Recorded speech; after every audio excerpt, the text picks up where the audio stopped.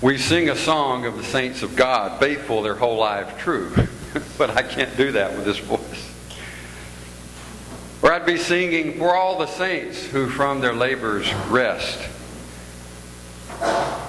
As I said, All Saints Sunday was last Sunday, November 1st.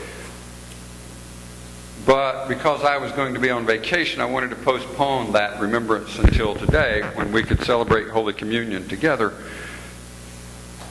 I wanted to be here because saints are important. But what exactly is a saint? I'll bet you if I were to ask, I would get a lot of different answers on what a saint actually is.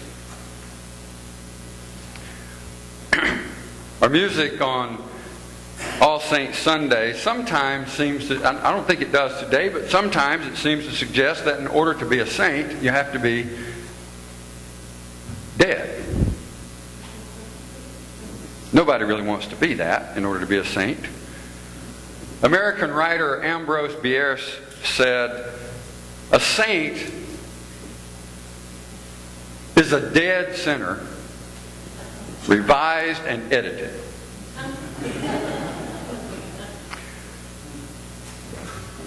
I suppose the reason that rings true for me is because of all the saints I know had flaws. I think of my mom as a saint, but I also know she had flaws. Maybe Bierce says this because of having experienced enough flowery funeral eulogies of characters probably unworthy of the words spoken, trying to pray them into heaven. More telling is that Bierce's quote comes from a book he wrote called The Devil's Dictionary. In fact, many churches reserve the title of saint for people who have died faithful to their Christian faith. The Roman Catholic Church and the Eastern Orthodox Church have a more elaborate process for denoting who a saint is, and that process is called canonization. So in the Roman Catholic and Eastern Orthodox Church, you don't just get to be a saint because you show up on Sunday morning. You have to be approved to be a saint. In other parts of Christianity, Protestantism, a saint is a holy person. And it really doesn't matter if they're living or dead. But holy. Would any of us give ourselves that title? Saint, the word saint comes from a French word which means holy. It comes by way of Middle English and Old French, through the Latin sanctus, which simply means holy. We sing sanctus, sanctus, sanctus, oh, holy, holy, holy. We all have saints in our lives. People on who we might confer this title other than ourselves usually. So maybe we all have our own little definition of what that means, of what a saint is for us, and that's okay. I think we all get that right to decide who are saints for us in our lives. And saints in my book are those not so rare individuals, actually. I think we tend to think of saints as rare individuals, but I think of saints as those not so rare individuals who simply help meet the needs of people in need. From mothers and fathers and sons and daughters to friends and strangers, saints are those people who reach out to others, recognize a need, and find a way somehow to address that need, to meet that need. Not necessarily themselves, but find a way for that to happen, for people's lives to be better. And for that reason, we tend to think of saints as good people, and they are good people. People who evoke goodness from others and inspire goodness in others. I'll give you an example. I think you could probably all recognize this example. Mother Teresa. Is that someone you would think of as a saint? And I think of Mother Teresa as a saint because of what she did in service, we say, of God. She served God with her life. But the way that works out, what that looks like, is that she served others. She gave her life helping others. She gave her life not only helping others, but inspiring others. And that's what saints do. They don't only do good, but when you see them doing what they do, you're also inspired to do that. I think that's a pretty good measure of a saint. This past weekend, as you know, I was in our nation's capital.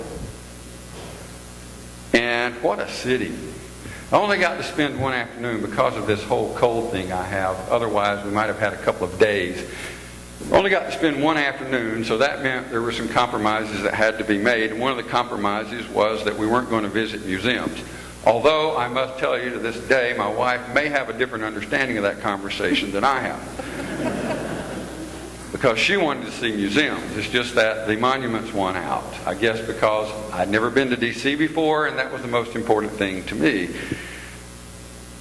So we got off the metro, we walked over and took in the mall. And I have to tell you, I was disappointed by the mall. Because it is under terribly heavy construction right now. And so my imagination was I was going to stand somewhere on this vast expanse of green and the reflecting pool at the other end, and I was just going to take that in. And so I found myself taking it in through a chain link fence, cordoning off the heavy construction that was underway, and mud for about as far as I could see. So I look forward to going back and maybe redeeming that experience. But so we took in the mall. We went across the street. We did go to the Museum of American History, to the cafeteria. Because by the time we got there, we were hungry already. And we didn't get to see anything there. We left there, we went out, we walked down the mall to the Washington Monument and took that in. Then we walked alongside the Lincoln Memorial reflecting pool and up the 87 steps to the Lincoln Memorial. Amazing. Inspiring. A true hero in American history. We came down those steps and wound our way around to the other side of the reflecting pool, on that side, the other side, and through the Vietnam War Memorial. Thousands of names of people on that wall. Heroes for our nation. We left there and we went back in front of the Lincoln Memorial and over through the Korean War Memorial. Ghostly. These soldiers draped in the white out of which they're carved, or the gray, with all their gear on. Their faces carved, seemingly coming up out of mud or muck or whatever it is. Heroes. I found myself thinking of a lot of heroes that day. I found myself thankful for the sacrifices made by men greater than myself, and most of them were men. That won't be the case probably going forward. And the memorials, those memorials, most of them to war and that kind of thing, even the Lincoln Memorial, stands as a tribute, at least in part, to remembering the Civil War. I found myself thankful for those sacrifices made by them, and I was very impressed. For the most part, those memorials were erected to remember people and pay tribute to those who had died in wars trying to protect this country's interests. And I think of those fallen soldiers as heroes for this country. But I have to admit, in those exhibits, the word saint never crossed my mind. But then we left the Korea War Memorial and through the back way we asked one of the attendants there, who looked very official, if we could do that. And she said, "I can't give you permission to do that, but that's what I would do." So we did, out the back way of the Korea Memorial, and scurried across Independence Avenue and walked through the parted mountain of the Martin Luther King Jr. exhibit.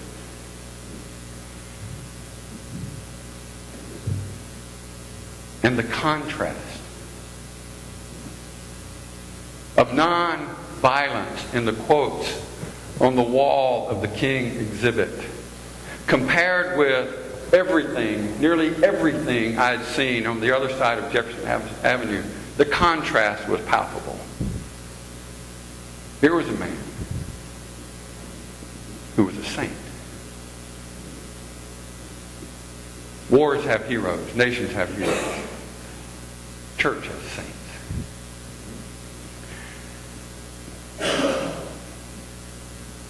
He was one who followed the path of sainthood. He had imagined a greater goodness for us all. I was not getting choked up now. I was not prepared for that when I walked into that exhibit. I was not prepared for the way I was going to be taken emotionally by the quotes on the wall of from this man. I knew this. I had studied some of King. I knew that King's vision was much greater than this country. I knew that his vision was much greater than the liberation and the equality of blacks and African Americans in our country. But it wasn't until I walked into that exhibit and saw the quotes that so very completely and definitely call us beyond anything that we might imagine ourselves to be as Americans to what we might be as citizens of the realm of heaven. Citizens of the world. Citizens where we recognize that we are all one.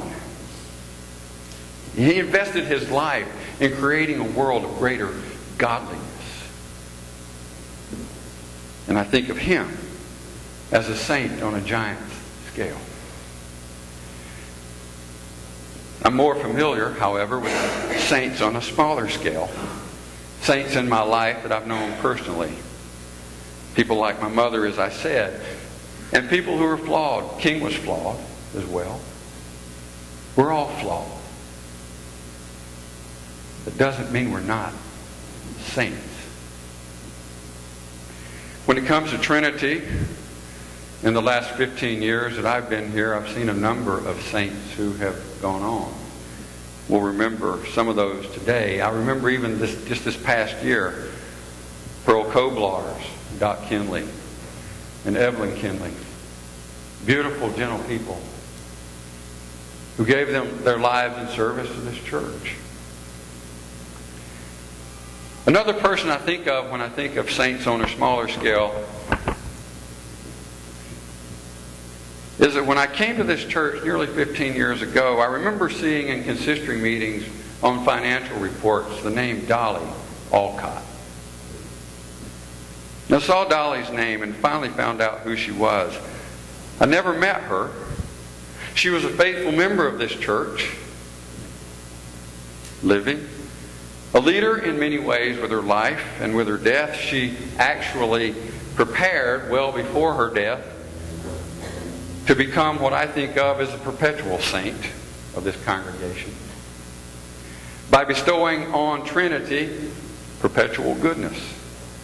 It happens that her goodness bestowed on this congregation was in the form of a bequest in her will. Nearly $94,000 Dolly Alcott left to this congregation. Why? Why do you think she did that? I didn't know her either. Some of you did. Why do you think she did that? Why would anyone do that? I can't help but believe it's because Dolly believed in this church. That somewhere in Dolly's life, this church had made such an impact that it had been transformative for her. And she wanted that to continue for others.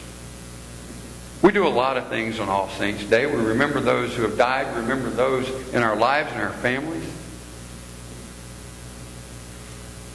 We also remember that we're here because of them. And I think Dolly got that. She understood that others would come before her. And she wanted there to be a place for others after her.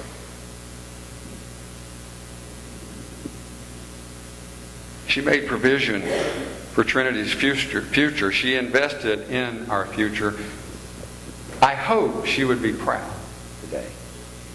I hope that because of the ministries that we do in this community, because of who we are as a congregation, that Dolly would be proud. She prescribed that the principle be kept intact on that money and that the earnings be used in ministry by this congregation, and we've used those. We've used earnings nearly every year for the last several years.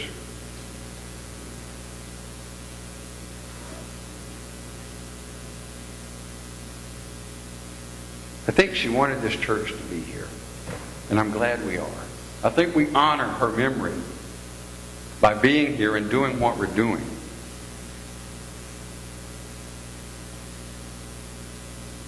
I think she saw what this church could become with some investment in its future.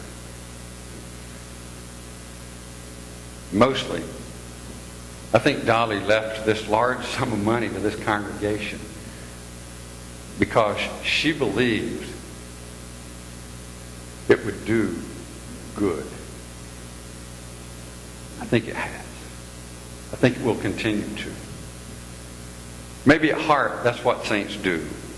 They believe the best in others. They hope for the best in others.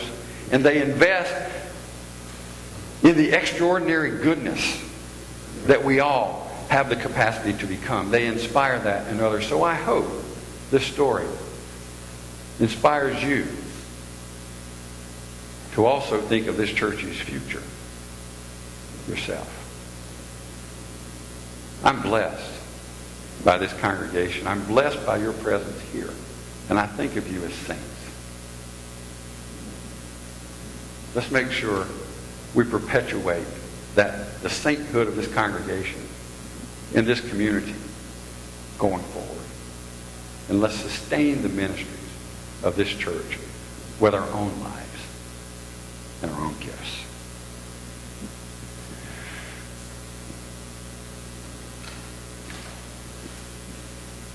Here's why.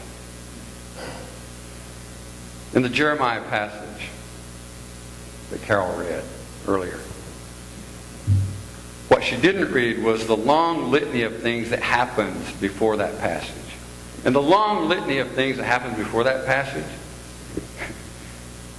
is a litany of God recalling the number of times the people have been unfaithful and the times they've turned away and fallen away. And then God says, nevertheless, you will be my people. I will be your God. And I will give you one heart and one purpose to worship me for your own good and for the good of your descendants, those who come after you. And I will make an everlasting covenant, not just with you, but with them. And I will never stop doing good for them. I will put a desire in their hearts to worship me, and they will never leave me. I will find joy in doing good for them and will faithfully and wholeheartedly replant them in this place. I think to be saints, we do the same thing God does. We get joy in doing goodness for others. So, what I hope is on this All Saints Day, as you remember those, as we call out names and as we ring a bell to remember those names, you remember the goodness people have done in your life and in this congregation's life. What I hope you'll also do is think about the good you are capable of doing as a saint in this congregation as well. Amen.